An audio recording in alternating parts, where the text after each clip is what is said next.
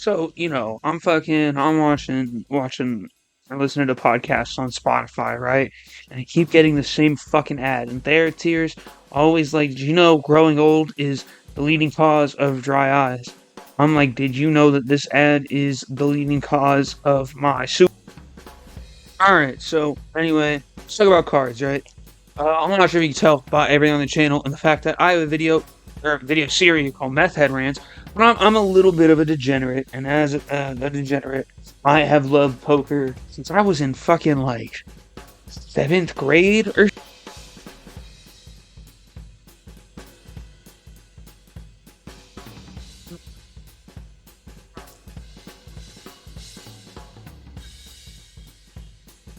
But I love poker. I love it from fucking 5 card stud to Omaha to Chinese to Texas Hold'em to wild card. Poker is fucking awesome. And now there's an even easier way for me to fucking play it by myself and get way too invested into it. And that is Balatro. And there's the obvious thing I can say. What everyone has said. Oh, it's addicting. Oh, it hits the right chemicals in my brain. Oh, it's like Adderall. Obviously, it's addicting as shit. It's a great game. You can run through it repeatedly, like an insane amount of times. But I think there's a lot more to it than just how like addicting the game is, like the fucking slot machine chemicals it fucking produces, right? I think like the overall vibe is so fucking cool, you know? Like it's so weird to have a game that like the only things you see are jokers, cards, and numbers have such like a coherent vibe of like otherworldly and I want to say Eldritch, but that feels wrong. I'm also just kind of like a slut for that kind of shit. You know what I mean? That's my favorite genre. So if I can find a way to like put something in there, I'm going to. But obviously, playing fucking poker isn't an Eldritch horror. But whenever I'm like picking jokers and shit, it feels like somebody experiencing a world in one of those things. And I think how it's able to show that with such little fucking graphics and little looking things on the screen, and truthfully, little music too. It's not like they fucking licensed out fucking Millie, or they have like some giant Dark Souls orchestra soundtrack. My fucking hair is being a pain in the fucking ass. Holy shit.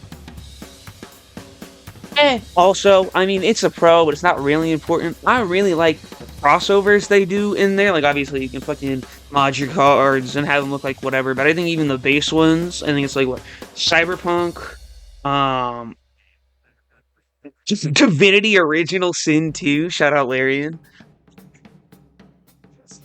Uh, Stardew and Among Us. I think that all the cards are very cool, and I also really appreciate high contrast modes. It's hard for me to pay attention sometimes. Like the builds and shit, I think are so interesting, and how like math works. It seems really simple. It's a very like simple premise. It's not like you're doing any complex math. It's fucking your chips times your multi, and you want to get a good chip generator, a good multi generator, and a good multiplier for your multi, because you can get like fucking 300 extra chips, and then you multiply that by like a plus 20 times 8, or the times 8 is crazy. Times 8, dude, that's some fucking Dracula Midas touch fucking shit. I'll play that footage here because I feel like if you haven't, like, I don't know who hasn't played Balatro or at least seen people play Balatro, but maybe like a particular build, it might be a little bit. I don't fucking know. But I think this simplicity lends itself to like a really dope amount of variety. Right? Like you can focus on anything and be successful, whether you want to focus on like fucking spamming as many jokers as possible. So you go the double deck, which lets you go whenever you play Balatro, you skip a run, you get a little thing. Little thing will do different things. It'll give you a free Joker with like a special thing on it. One of them is a negative Joker, and a negative Joker doesn't count towards your total Joker count, right? So like if you wanted to maximize it, you play double deck, and then horde doubles until you get a negative, and then just have a fucking massive collection of Jokers. Which is just like the shit if you have Swashbuckler or that one that gives you +5 for each thing. Or you could go fucking high card with a focus on like re-triggering shit in the hand, where you have a bunch of fucking like silver cards and each multiplying with maybe like the queen or king Joker that give you plus multi and times multi respectively for if they're in your hand. You can like hard push into like just upgrading your hands, because all your hands can be upgraded. There are 3 different types of packs you can get. One of them is called Celestials. Celestials have planet cards. Planet cards will upgrade your hands and make them worth more. And that's about it. That's really all it has to do. And you could do that and then try to focus on multipliers, so that way the base number you're multiplying is really high and you don't need This to is worry about basically what I the got. multi-generator. You could play fucking full chip, challenge, you go full fucking chip, where it's all based on just trying to maximize the amount of chips you have with like fucking hiker, the spade thing, and stuntman. And like the base number that you're multiplying off of is crazy.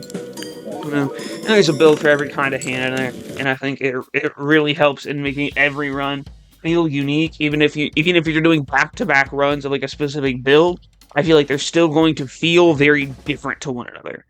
And that's not even talking about the fucking hundreds of fucking mods that are out for the game to like play it with other people or add new Jokers or put fucking Pokemon in it, and it really does just add what's the game journalist phrase? It adds infinite replayability. You can continually play this game for years or whatever the fuck. I mean, it's more mystical than Lovecraftian, right? Because with the planet cards and the tarot cards, they all kind of look like tarot, not literally tarot cards, but like that kind of thing. That selection, fucking fine, fucking vast, and it's kind of weird because I feel like everything else has like a pretty consistent like theme or vibe, but I feel like the Jokers are so fucking random. Like they're all cool, they're all funny, but like Scholar looks hella different from the Spade one, which looks hella different from the fucking bus stop, which looks fucking different from the hiker's backpack, and so on and so forth. And you do have ones that are similar, like the fucking you'll get one that I'll give you a bonus from chips and multi for each different kind of hand in the game, and those Jokers look pretty similar. But overall, the Jokers have like such a variety of designs. It's kind of fucking crazy.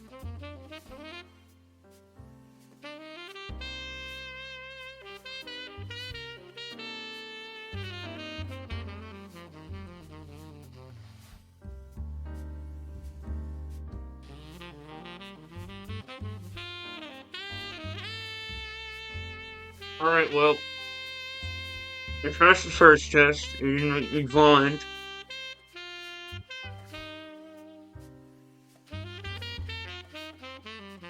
Oh shit!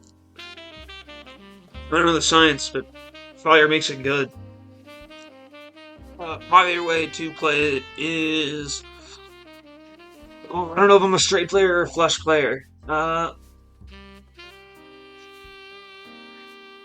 I think straight has the bigger multiplier, so we'll go straight player. But dude, the build up of the chips, and then just like having such easy access to multi and such a big base multiplier is or foliar mult is so it's fucking it's beautiful. Flush is nice as it's really easy. You can just play checker deck and whoa, you're good. If you can't win runs with checker deck, you're kind of ass. I love checker deck though, dude. But I like not having to worry about actually finding the cards. However, my favorite deck is the double one because I like having a lot of jokers. So getting like 18 negative jokers, it makes me feel real good. Uh, Yeah, and then you can get it to scale real good off Swashbuckler and the other class. It's really fun. I really like just spamming that shit. And then I think the plasma deck is the easiest. I don't know. I don't know what to say about it. It's weird. It's really, it balances out your multi in your chips, so you don't need as many like different things because it'll all go around the same anyway. But like, I don't really know what else to say about it. I think it's fun though. It definitely feels like a very different game mode, but I do like that they make it have to get more points on the plasma deck. I think that like it is the most fun to like climbing the different. Obviously, I think it's most fun trying to like just spam out difficulties like the fucking white to red to blue to yellow to green. Like I don't remember all the colors off the top of my head. Uh, but like I don't know. I think that shit's fun. Going from like white to black real quick. It's like yeah, I'm the shit, dog. I'm the fucking best.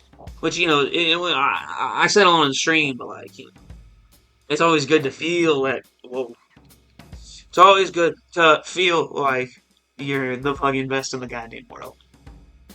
Crazy man, that's my choice. I have a beneficiary this is side joint. All this money on my bank can't even buy. I hope they really hurt somebody's ears. But, long story short, I think Balatro is very fun. It is a fucking drug. Uh, Getting it on the phone was one of the biggest mistakes I've ever made in my life. And it was dropped for Game of the Year. So, it's been real. It's been fun. Hasn't been real fun, though. Fuck.